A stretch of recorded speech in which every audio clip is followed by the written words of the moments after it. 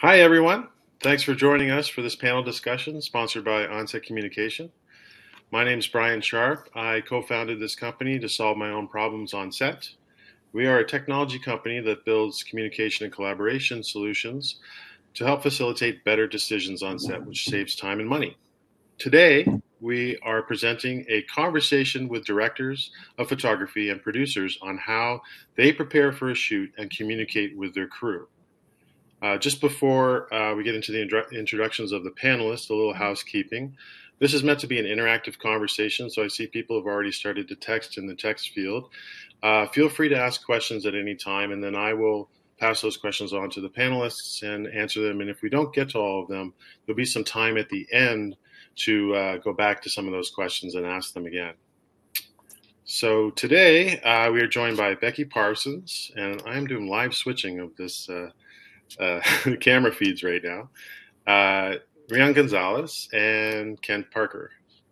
So just to start with Becky. Becky has more than 20 years experience within the motion picture arts. She is a cinematographer and a director of photography of feature films and television series, fictional and documentary. Currently, Becky is in prep for her next project, Barry Dunn's feature film titled The Madones. Did I get that right? Yeah, that's right. Great, okay. In 2018, Becky founded production company No Fear Films and is producing a horror feature film with writer Sarah, Gignac. Sarah Gignac. Thank you, Sarah Gignac, and executive producer Terry Greenwald. And I think we first met on Anne with an E, the Netflix series. That's right, PEI. Yeah, shooting on the beach. That was fun. Thanks for joining us. Thank you. Thank you. So next we have Rion Gonzales. Rion is an award-winning cinematographer, having received recognition and awards at festivals across the globe, including TIFF, Sundance, Boston, Berlin, and Houston film festivals. He is currently the co-chair of the Diversity Committee of the Canadian Society for Cinematographers. His most recent work includes second unit DP on the Netflix series Lock and Key and the series Wayne that's streaming on Amazon Prime. And I actually had to get a calculator out to figure out how long we've known each other, and it's been 30 years. So that's pretty good. Wow. That's pretty good, Brian. Thanks for joining. And last but not least, Kent Parker. Kent is an experienced producer, director, and assistant director, understanding the intersection of arts and commerce in the production process. Over the last 25 years, he's produced, directed, and assistant directed hundreds of broadcast television commercials, as well as digital content, documentaries, sports, and interactive campaigns. Some examples of recent campaigns of work have included Olympic Cheerios, Canada Dry, and Italia Pasta. And I think we met 5 years ago between mutual friends. You've helped me at trade shows, and you've used our solution on shoots. Yeah, I've used the system quite a few times. I really like it. It's a great communication tool. I'm happy to be here. Thanks for having me. All right, so I'm just going to start off with the first question. In your role, how do you prepare for a shoot? So let's start with Becky. Yes. I have a couple of things prepared to show you. I'll screen share in a sec, and making it a feature film bias in that I have a video and a PDF and some stills to show at the stage when you got the gig, you're location scouting, and you're building the vision for the film. So I'll screen share.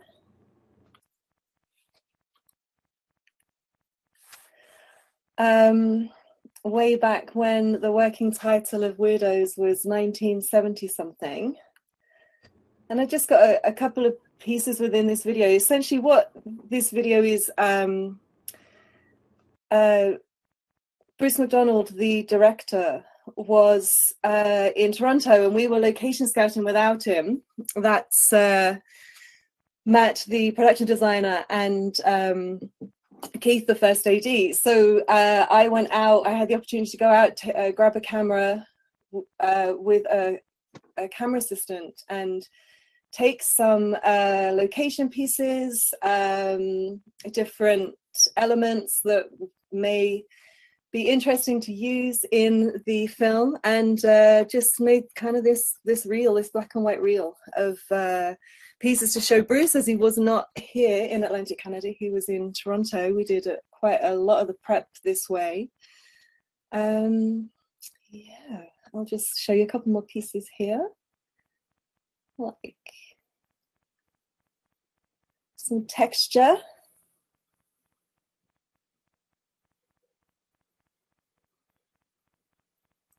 Yeah, that's kind of the basic, and there's a whole reel of stuff there. I just picked out a few moments. Then moving on to another feature film. This was a documentary, and again, way back when, Carmine Street Guitars was the Rick Kelly project. And so we'd been to New York, and this was stills and discussion. I'd created this PDF of a document of an initial design. It didn't kind of go this way totally, but this was an initial design that I presented once I'd done a location scout, a documentary, very small crew, one location essentially in New York guitar shop, and then sort of B-roll of the area. So we had some texture stuff in here too, and our characters, Cindy, a little bit of where I was going with the design of the cameras, like the technical, different elements. It's a very initial design on note paper. Just scanned it in. And this was the location here. So front of the shop and back of the shop. And exterior of the shop. I don't know if this gives a good idea. And then some comps. So that was that. And then just to finish that, here's our Leanne and Cindy. We're showing Cindy the person that she was one of the participants, what she looked like, and then some palette stuff, which is essentially about the color. And it stayed pretty true to that when we got to the end of the movie. And that, here I am again. So that a couple of things that I prepared that way, and that is kind of an initial, before you kind of get into the nuts and bolts of technical prep and what you're going to need to do to build the crew, etc. And that was kind of broad strokes what those films were based on, early prep. So I'll pretend to be the novice here and just ask some simple questions. Who do you end up sharing that with initially? Like, who are you building that for? Everyone or yourself or? Yeah, so the reel I was building for Bruce, who was in Toronto, and also myself and the production designer, who was Matt. And kind of at that time, I think maybe the first AD was on board, and sort of anybody within the core team would have had the option to see that if they wanted to. It's kind of part of my process, mine and Bruce's more than anyone else's, but I would share whatever anybody felt like they wanted to see. Okay, great. Oh, and same with the PDF too. Essentially, that's just between myself and the director at that stage. Bit of his photography, mostly my stills. I'd had taken some video on location too. We'd spent, I think, 3 days there on our initial location scout, and that PDF, I think, pretty much stayed between myself and the director. Yeah. Okay, great. And what type of projects do you normally work on with that level of detail and prep? Oh, what type of projects? I would say that I pretty much have at least that detail for every project that I'm DOPing, creating cinematography for, however you want to say it. I work in feature film. I mean, these kind of boards are really important, I find, in building the vision for a feature film with a director. I'm in prep right now with Barry Dunn, and I'm doing a similar thing with boards and palette, although we're black and white. But this is a feature film kind of process, I'd say. I know that we're gonna see other process that Rion has for other commercials and TV. Over to you. It's a good segue to Rion. Same question to you. Well, yeah, everything that Becky has described, I also go through, except I don't think I've ever actually gone out and shot video footage for director. But that's on a feature film, right, Becky? Yeah. I can tell you what I did on my last show, not Lock and Key or Wayne. Well, actually Wayne as well, but on my last show, which happened just last year, what I had to do was come up with I got the script prior to getting hired, and I have to provide a visual sort of lookbook as to what I feel the story and how the story should be told, and how my vision for what was going on. I'll just show that to you right now. I wasn't expecting to do this at this point, but I'll just show this to you. Oh, right, I gotta hit this thing, right? Hopefully everybody can see this, but essentially, I can't show you the first page because it names the project, and but essentially, I'm not allowed to do that quite just yet. But here is a bit of a lookbook, and I wanted to get an emotive feeling from the script, and to show the producers how I was thinking of lighting, and what we're going to do. It's about this particular episode dealt with a young boy. So this is what I wanted to start out with. I also wanted to give more extreme looks into how we're going to project the story. So I went ahead and I used this as a cinematic approach, and I described that. I wanted to make sure that whatever we did had some grounding in design, because for me, everything that we shoot needs to have a design element to it. I think that's a great place to start. And then we talked about camera language. And I also didn't want to just keep shooting one thing. There are times when I feel the stories need to breathe. We need to stop and just watch and listen to what's going on around us within that story. So I use this image to portray that thought. And then I also wanted to get into really extreme close-ups of things that this young boy would be doing and why. This is very particular to the story of that episode. I can't tell you what it is, but we definitely need some macros because there's some small things happening in there. And that was sort of the lookbook, and I guess it won me the job. I was able to get that job, which was great. Should I continue, Brian, or? Yeah, for sure. But you actually. I have a question for you, actually. Yeah, sure. I have a question for you, Rion. Like with that, when you're doing this kind of work prior to you mentioned that you did all of that prior to even being hired. Yeah. So there's a lot of writing to that too, as well as searching for image and whatnot, a lot of thought that goes behind that. Does that something that you try to do for all your projects? And is that kind of expected? It's expected for me. I have to be able to, I want to say convince, I think inspire the showrunners whose baby it is. I mean, they come up with these ideas and they want this stuff, and they want someone who has a visual representation that's going to either complement what they're looking for or push it beyond what they're even thinking. So these visual elements comes down to my thoughts and how I interpret the script, and then how the production designer also interprets the script, and then there's the director as well, the director's vision. And the three of us have to sort of get together and come up with a plan. The director, has basically has the carte blanche of the decisions. The showrunner can't override that, but generally speaking, I have to show them what I'm thinking, and if they like the way I'm thinking, I'll get the job. If they don't like the way I'm thinking, I won't get the job.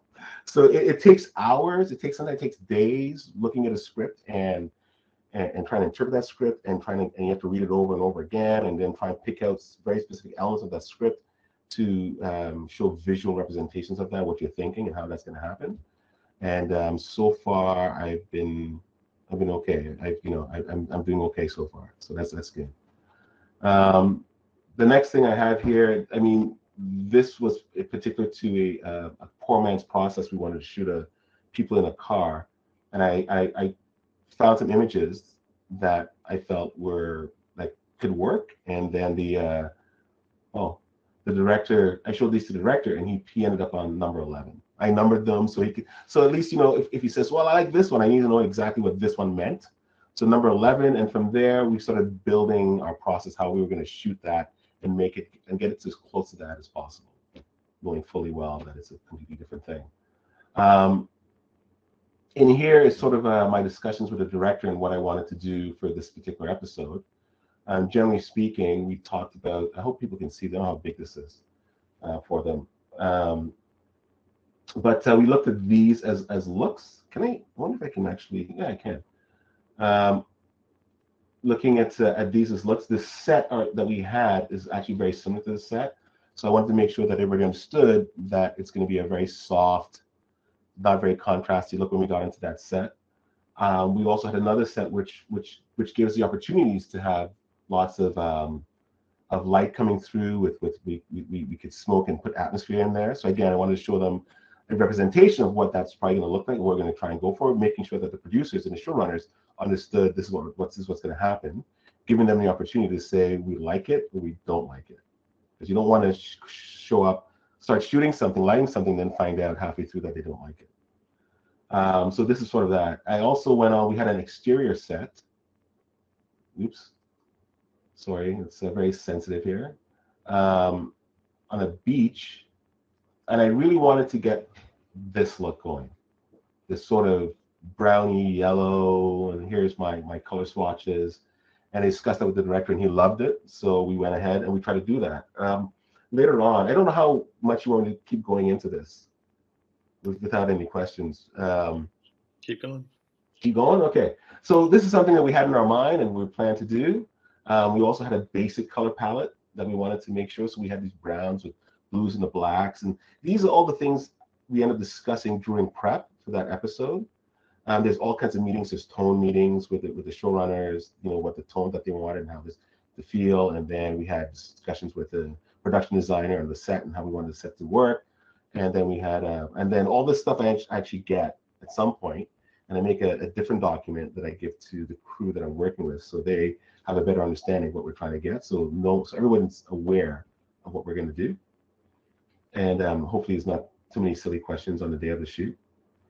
Okay, that's for that document. So this document is partly for you and who else? As the director, showrunners, right? It's a creative document, so what we sort of plan and what we want to do.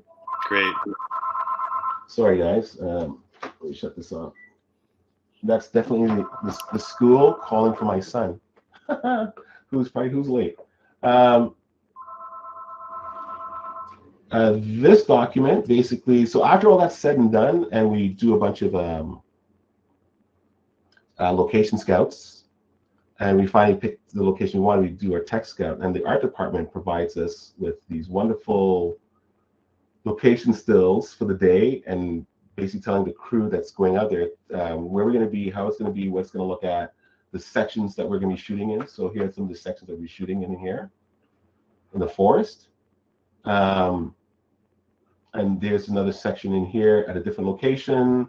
Here are some things that they wanted to get rid of. The reason why this stuff's redacted is because this show is in post, and I certainly don't want to be giving anything away and breaking my what do you call it? My contract, my confidentiality. NDAs. Thank you. So here are some of the locations that we have, and we go into these locations and we see these locations. At this point, I'm taking pictures of my own. Here's a section that we'll be shooting in this location. And the art department is providing all these pictures and all this stuff. They create it's called a tech pack, and they give this out to the tech scout crew that's coming out. So that would be the gaffer, the grip, art department people, set dressers, producers, director, myself. Locations, really, really important, because they have to make sure that we can get these locations and we can have all this cordoned off, and then they have to provide parking. The gaffer will have to know where he's going to put the Jenny. So for instance, this is the area we're shooting in, and the Jenny was placed in this section over here, right? Cameras all inside here. We have to hide all that stuff, cables and all that. Another location again. So this is just, again, the tech pack that the art department provides. I just plan on taking my own pictures. So again, if you need to know all this stuff, here's a schematics of the set that was being built, and the different classrooms that we're having in here. And this all makes sense as I move on, but this is generally what happens on a Tech Scout. We get this package of information, and here's the set with the this is the one bedroom set. I think this is the one that isn't very contrasty. We may end up making it contrasty. We asked art department to do very specific things. These slats in here were put in because again, speaking with the director, we wanted to make sure that we had beams of light coming in so we could throw atmosphere and see these beams of light and have a very more contrasty look. Before I move on, any questions about this? No, actually, I think that's a good segue into Kent and what he does on set. Because you give all of this to the crew. Well, no, that's the one I give to the crew. That's the one that's given to the Tech Scout crew. Oh yeah, show me. Do you have examples of what you give to the crew? Well, yeah, I do. So what I give to the crew. So once we've established our Tech Scout, I go back in and I put my documents together, right? And my documents are way more detailed. It comes with our schedule for the day, what we're shooting for that day. And then what I end up doing with the stuff that the art department provided, I start putting details into what's going to happen. So when we get there on set, people aren't saying, so what do you want to hear and what do you want there? It's like it's laid out so they know. So they have a pre-call, they come in. I don't need to be there. And for instance, I want this window to be Hampshire Frost, which is a diffusion gel. We have a locker room scene that we're shooting in here. I'm going to put an 800 Joker bounce off the ceiling. Here are 3 10Ks pointing through colored glass that we're going to put into here. A 5K hung in the corner, which is above the set.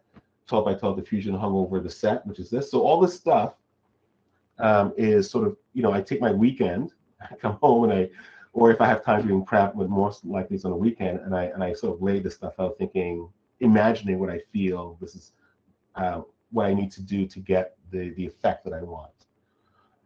So as you saw before, these are my pictures compared to the art department pictures. And then what I do, I put in where the sun's going to be because it's a daytime exterior. And I want to make sure that based on what time we get there, we need to know where the sun's going to be so we can figure out what extra gear we're going to need. And I tell them prepare 12 by 12 solid on frame overhead, cover for when we're shooting close-ups, and an 8 by 8 ultra bounce, so they know this. I also told, so this here's my DIT. This is the sort of color palette that we're looking for, and then we actually got that, which is great. We were able to get that. Again, more sun stuff. This was going on. Oops, that should have been redacted. This is where the track's going to be, probably 7 pieces for the shot. We have another shot here with a Ronin underslung on a dolly. So all this stuff that the grip and lighting get it, camera department gets it, DIT gets it, and sometimes the director will get one of these and the AD will get it as well. So they're all informed as to what the plan, at least what my plan is, and that allows people to either say, well, wait a minute, we can't do that. And it gives people the opportunity to ask questions, if not to me, to themselves, so we can all figure out what needs to get done before we get there. We go, oh, we never thought of that. We had no idea this is what was going to happen. That's so great. Again, more locations and stuff like that. This stuff's redacted because it's actually in here. I put in storyboards so people know what's going on. I can't show you storyboards again for NDA purposes, and they're not mine to show. I do want to show one thing here, though. Let me get there. Right, so this is sort of my lighting plan for that beach shots. Again, we were there. The art department had their pictures. These are my pictures, based on where the sun's going to be and what time we're going to be there. This is my rendition of a 170-foot, 120-foot boom with some big lights on it. Initially, we thought we'd use a 24K maxi brute. We ended up using some 18K pars, I think, to do that. We wanted to get this look. I hate when it does that. And then, so just so you guys know, I ended up, oh, where is it? I have it. I know I have it. I had it prepared for you. Not a Windows open on your computer. Yeah. Here, let me just get it here. For Brian. That's what I have. We ended up getting, I think, very close to what we're looking for, as an example. So here is the color palette that we were going for, and I think we came pretty close to that. And we can fix whatever we need to in post once we get into color. And that's pretty much it. That's what I do to prepare. That's how I want my crew to be as informed as possible. I want them to be involved, and I want them to be able to ask the questions they need to ask, and I just want them to be prepared so we don't look like fools on the day. That's great.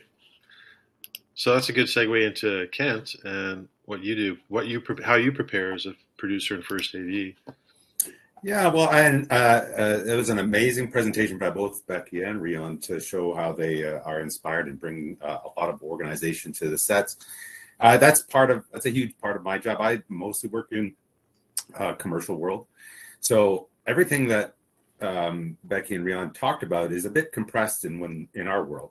I might have a job next week that I'm producing that I've got a week and a half to put together an entire shoot day. And kind of take into account all the prep that certainly the camera department's putting into things and cinematographers, but also everybody else that's involved. So I got to kind of take into account all departments. And so when Rion mentioned giving that document to getting it around to everybody and getting everybody familiar with what they want to do, I also have to understand what art department needs to do, what wardrobe might need to do with talent. If makeup needs to process a whole bunch of people, or we're doing crazy hairdos or something like that, all those things have to kind of come into play when you're organizing a shoot, or either a long form shoot or even just at one shoot day. All those departments have to interact together, and it's not just about one department, it's about everybody. If I don't have the actor in the right wardrobe for that scene, or they need more time and we're waiting, it doesn't matter that everything's great with the sun and everything. If that person's not there, we don't have the shot. So to that end, what I'd like to do is kind of take all these different departments, understand what they think they need to get their best work in front of the camera, and then build a master schedule that accounts for all of those things. So taking, say, Rion's preparation and understanding that they got to move, a couple of 18Ks on a techno crane into a space. How do they get to that space? While also understanding that I have to get, a hero car out into that space as well from the art department, and then also have, 5 talent in various wardrobes. So I put together a master schedule that looks a little bit like this. I'll share quickly this. This is, as Brian mentioned, this is a spot I did about a week and a half ago. This is sort of a master schedule that shows what call times for all talent, including agency and client. And then each shot or each frame that we're kind of trying to get at, sometimes I'll end up with a lot more camera notes in here. Here we're just doing some major coverage and things like that, but I'll note products. I'll note what talent is involved, what location of the house we're in, some of the inspiration that we do get from the DOP may end up in this schedule. And then understanding that as we're working ahead and working behind, we're moving through a space where people might have to move, make a camera move camera to upstairs, frame up here, whatever, get talent ready. So there's a lot of this kind of thing that kind of takes everybody's needs and takes into account everybody's needs to make the best of that shoot day or that project. And so it's a lot of exchange of information. And I might use that schedule on a shoot day. I can also chunk it out so that I can just show what wardrobe needs to accomplish, what props needs to accomplish, and give them some timings. Again, what happens on a shoot day, as we all know when we're out there, is that things change and you need to be able to adjust on the fly at times. But having a good game plan going into it, and that also anticipates if we're going to end up with a cloudy day or whatever the case may be, allowing us to achieve what we need to do on that day. No one wants to have a shot or two left over for another time, or we want to be able to achieve what we want to do. So a lot of that comes with, again, taking into account everybody's wants and needs. And that's a real big part of what I do. Hey, can I ask you a question? Absolutely. So you have clients, you have agency, Mm-hmm. you have a director, you have a production company. How do you navigate the organization between all four parties there? Well, there's a lot of listening that goes on. I have, because again, in commercials, it's quite different. I think that there's a lot of common goals with the work that you and Becky do when you're working on a film. I mean, you do have showrunners that might, not agree exactly with the director or whatever. But here, when I've got the added layer of agency and client communication, between all of those places is you need to facilitate as much as possible. So I do a lot of listening at the beginning, just understanding what every level of this production needs. With that Atal Pasta shoot, I have to take into account, I'm actually putting one of the CEO of that commercial ended up in client ended up in the commercial. So I have to, sort of account for his timing on the day. I have to account for a lot of those things. So the early times is just listening, taking all that information in, and then again, building something that accounts for everybody's needs as much as possible. And then if I find that there are conflicts, it's a lot of it is just coming back to them with either suggestions for solutions or to let them know that there are things that we need to address with our scheduling or whatever. So a lot of it is just back and forth communication and a lot of listening and understanding what people's motivations are to do things. On set, do you have multiple like ADs running? So do you have one that basically just takes care of the clients, one that takes care of the agency, and then one that takes care of actual, the set? Like, how do you work that? Frankly, these days with budgets, they don't give me many ADs to work with. So I generally, when I produce something, I actually AD it myself. I find that those two jobs intersect really well on commercials. As a producer, I'm directly dealing with the agency and the agency producer and their team, as well as the client. And then as an AD, I've kind of scheduled a day so I can make it work. Now I'll end up with a second or a third, but it usually is based on how many talent I have to deal with and how much processing in that end. It's kind of a case-by-case basis, though. At a lot of times, what a producer ends up doing on set is just sitting with the client and agency team, listening to their needs and passing that on to the director and AD. But again, I'd like to kind of compress all of that just because I'm the keeper of the information, I suppose. Great, thanks, man. Yeah. That's great. So I think that leads into my next question, sorry, which is, what's the most challenging part of prep? And maybe we could start with Becky. Hello. Gosh, yeah. There's a lot of challenges. I think it's fitting it in once you get really close to the time of shoot. Like, there's a lot of things that happen in the last 2 to 3, well, I'd say 2 weeks for me at the moment. I'm just entering the last 2 weeks of prep before we shoot. And it's also the time that I'm going to start preparing my body for long days. I mean, there's long days, but for the days where you're up and working by crack of dawn and continuing working until who knows when. And so I'll, those sort of prep days is when I start to prepare myself, start turning my body into the machine that's got to go for another 3 weeks on a feature. And I don't know if that's sort of challenging, but then I kind of love a lot of things about prep, because for me, getting into the mind of the director is really exciting. And when you start kind of vibing and kind of kicking off on all pistons, that is really exciting. Yeah, that sort of answers the question. Exciting and challenging. There we go. Yeah, that should have been how I phrased it. That's great. How about Kent? Same question.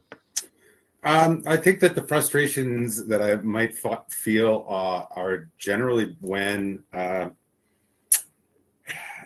honestly, I find it's when I'm working with folks that are not clear enough in their direction and are, they're looking for somebody to help them out. But honestly, a lot of these ideas should be coming from clients or agency or whatever in my world.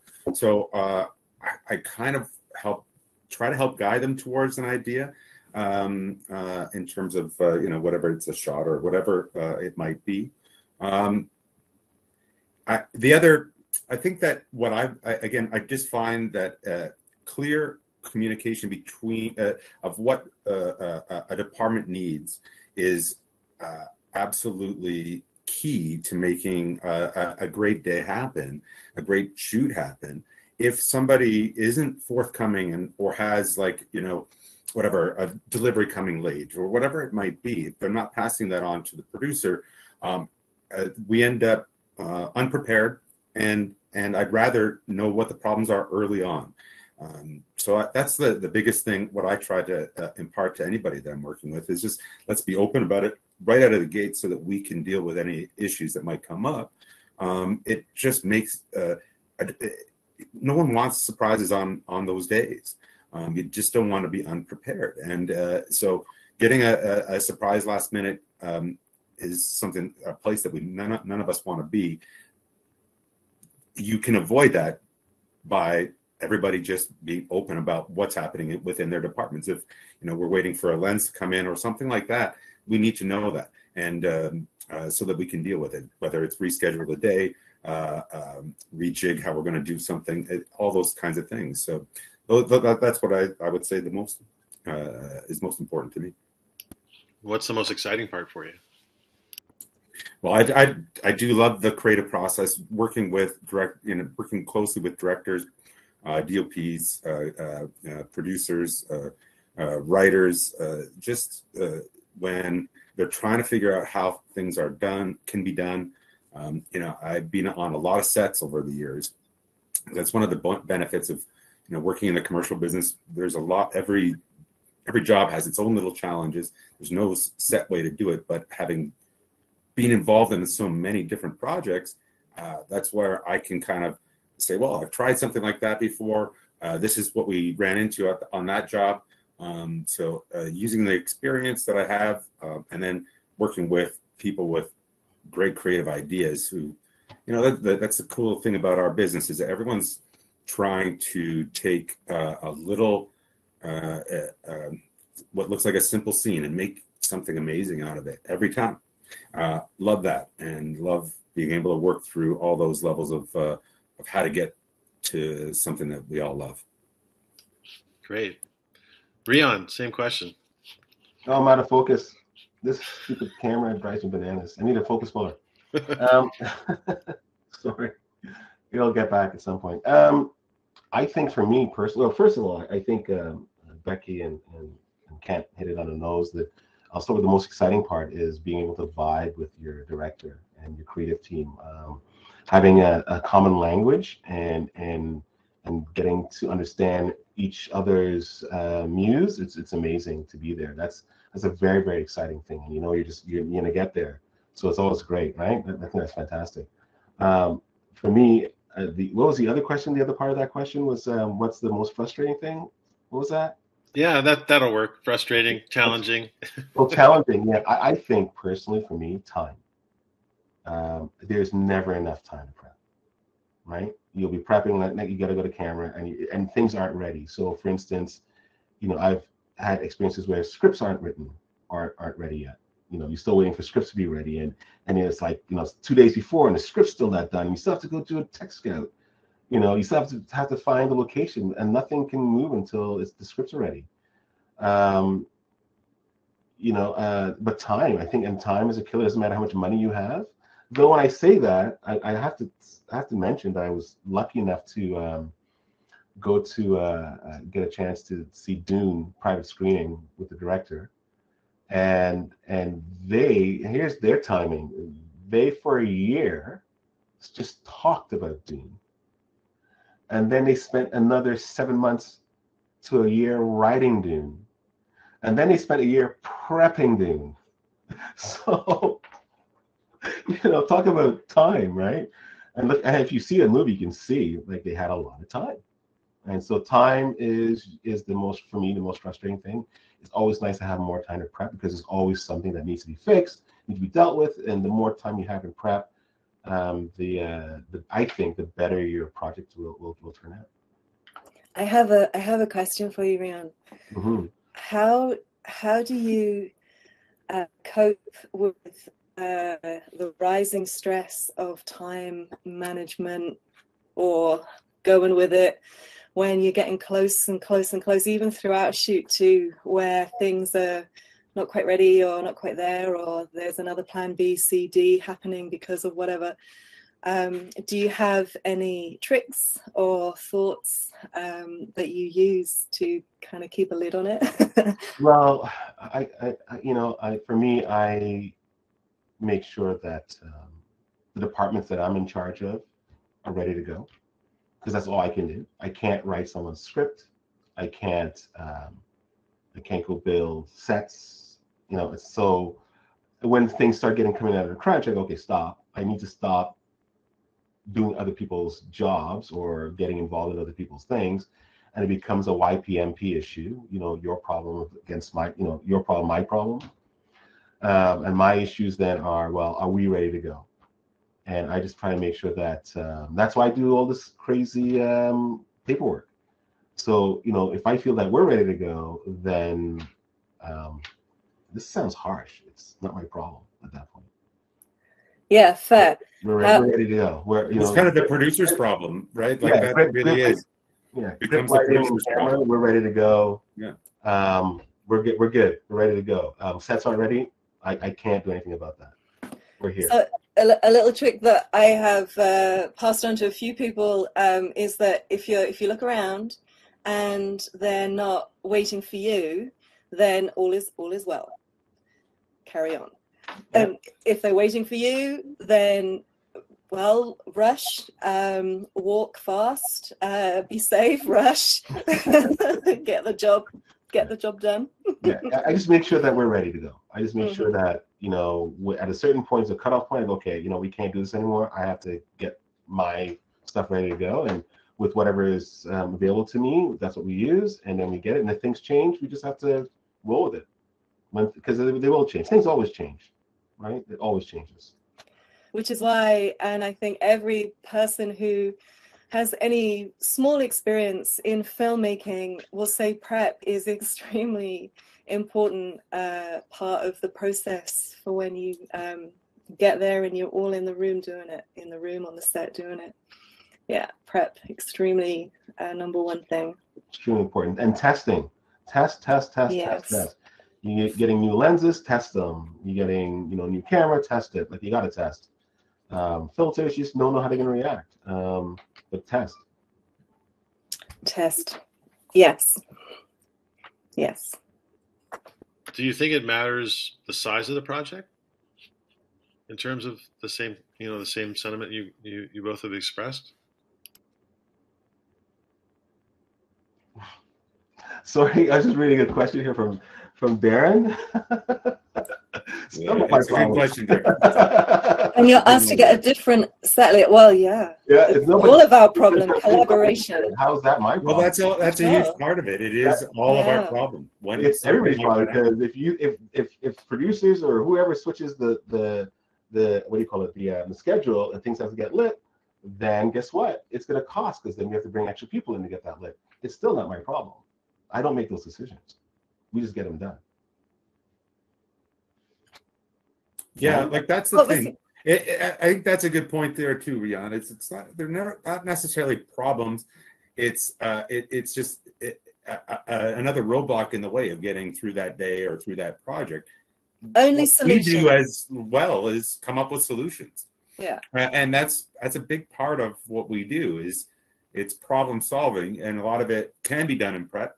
A lot of it happens on the fly. As we well know, somebody fires up a lawnmower next door to a house that you're shooting in. That's a problem. That's nothing that we can control until somebody goes over and talks to them and, whatever. So those kinds of little things are, again, things that I almost anticipate for each shoot, that there's going to be something. And the big part of it, I think, again, as a producer and an AD, is to show that it's not a problem, that there's possible solutions to all these things. So, yeah, there's no, what Lem just said, or my old friend Lem, there are no problems, just challenges and ways to get around things and ways to solve them. And also getting back to if there's prep and communication has happened, that that you're speaking a common language, having to light a set because maybe there's weather and we've got to swap it out on the day, like to light a set as efficiently as possibly, with the situation that is facing us, you lean back on your prep in order to make that efficient. Yeah. So it happens a lot, like where I've had this, like on a shoot day where it's like, this is just something just happened. It's impossible to shoot this scene right now. We have to flip the day right now. And what it becomes, again, an exercise as an AD, explain exactly what you need to do to make that happen, understand everybody's timing, say, okay, well, we got to do it this way. And, that's beyond our control. So let's try to make it happen. It may cost us here and there. That's all part of the game. And so I think that's a huge thing, is just to sort of, you also have to keep an open mind.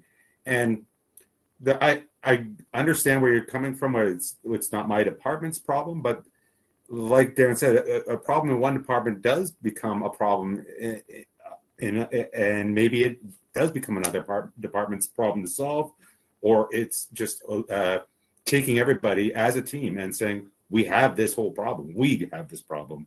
How do we solve it? Right, I would agree with that too, Kent, because truly, in the end, we're trying to make a piece of art, if you could say that, or try to get a job done. And regardless of, maybe the art department isn't ready with the set, it doesn't matter. The fact is, we're there to do a job and just get it done well. So I don't want to get into saying things like, if one department's problem turns into somebody else's problem, let's not look at our that. problem. It's everybody's issue. Let's just get it done and work together. And I prefer to have the crews that I work with be involved and to be empowered. And I don't like becoming a dictator. I much prefer to have my crew be empowered and to come up with solutions, because there's always something. Right? It's a collaborative process. Film is a collaborative process. It's a collaboration between artists in all departments, and to give those artists a chance to shine, you just have to account for what they need to make that happen. So I think, in my experience, for the most part, you can make, like, everybody gets that opportunity if you have good prep, you have good collaboration and communication, and those things speak volumes to how a day or a shoot or a project go. And the breakdowns come, I think, with lack of communication and people saying, well, it's somebody else's problem. It isn't really. It really is all of our problems. How do we help make this thing happen? And if we can lend our talents to help that department or whatever, we do it. Word. You had a question, Brian. Sorry. No, that's all right.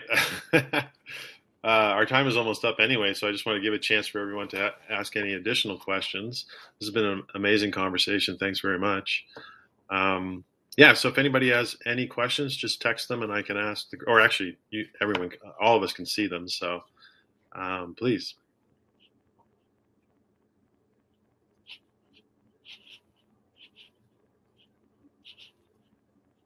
Silence. There's my end slide.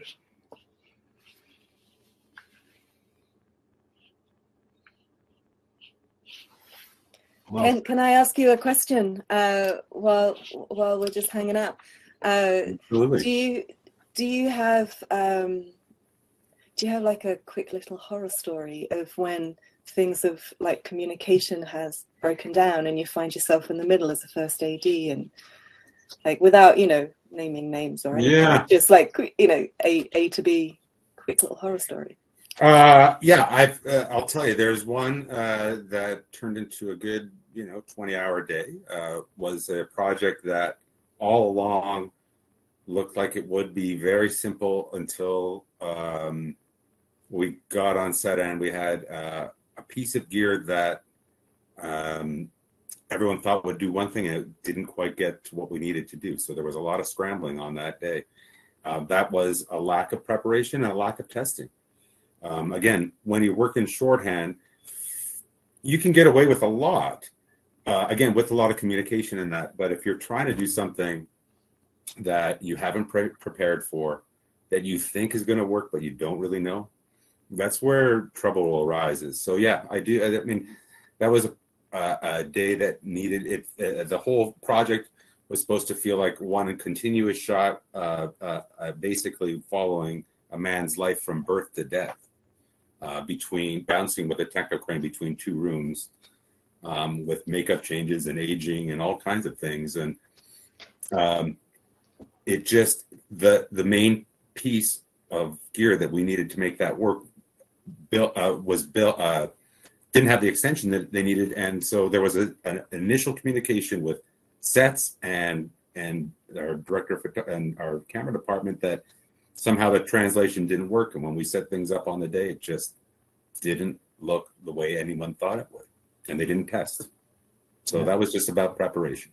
Yeah, test. That's amazing. I got one for you. Shooting infrared film on 35.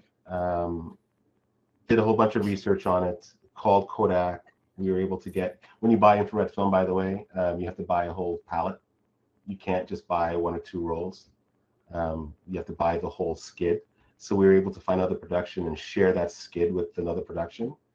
So then we went out and I literally wrote a book on how to handle infrared. The infrared has to be packed in dry ice. The film has to be packed in dry ice. When you go in, you have to be in a completely black room, no lights whatsoever. You have to cool your hands down, as you're going to fog the film. And then we were spooling off pieces of this 1,000-foot rolls into specially made infrared 500-foot roll mags. So we laid out everything for the camera assistants, but they never read it. They actually didn't read the document, and then we even had to order a special camera from Panavision in the U.S.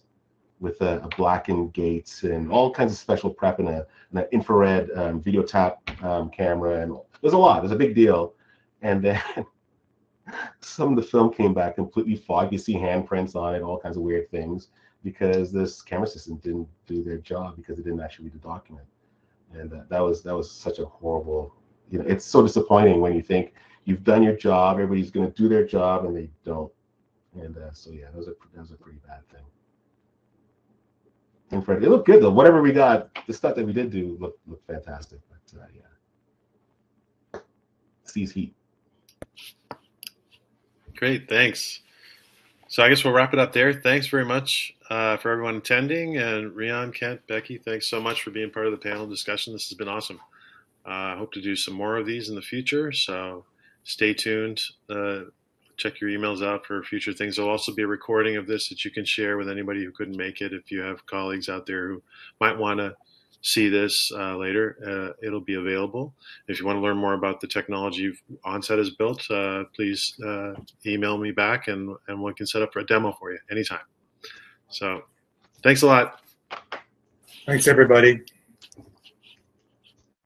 Cheers, everyone. Thanks. Bye.